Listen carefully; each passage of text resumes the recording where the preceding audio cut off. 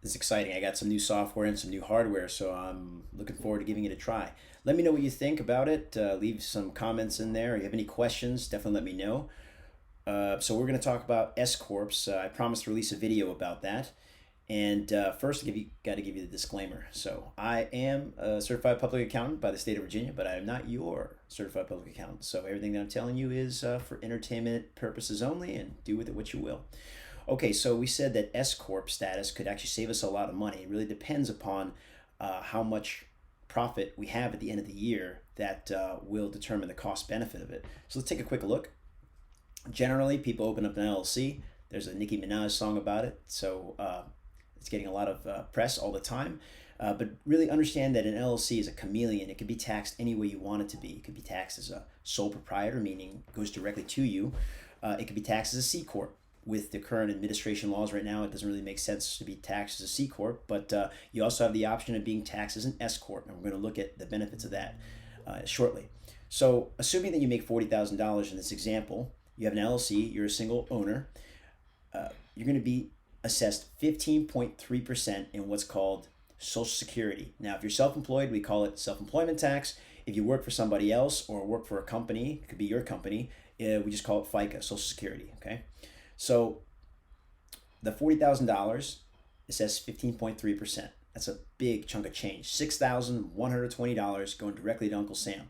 Not to mention, you got federal income taxes, you got state income taxes that are going to be assessed on top of all that. So we definitely want to minimize as much as we can the taxes that we pay.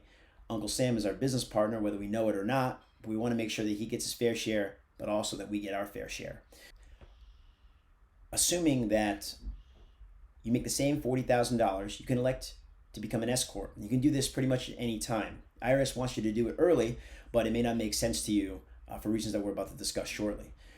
So under the S-Corp election, you're going to be required to take half of that profit as a salary and half that profit as a distribution. Generally, it's 50-50. I've seen people go a little bit more aggressive, being like a 60-40 or 70-30 split. But if you don't want to raise any red flags and don't want to have to justify how you came up with your calculation, a 50-50 is just going to be the easiest way to go. So assuming that 50% of $40,000 is $20,000, that's going to be subject to that Social Security tax, the self-employment tax of 15.3%. That works out roughly to be about $3,000. The other half, the distribution of $20,000, is not subject to self-employment tax. So you basically just get that directly to you, but you still have to pay federal income and federal state income taxes on that. So again, we want to minimize that as much as possible. So just at a $40,000 profit, you'll be saving $3,000 by becoming an S Corp.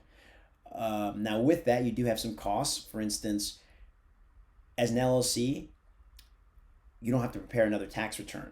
If you're a single person LLC, it just goes directly to your individual personal income tax.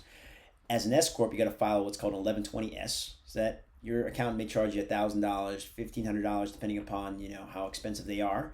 But that's going to be an added cost. There's also the added cost of administering payroll, something you wouldn't have had if you were a single owner LLC because you're not allowed to pay yourself payroll.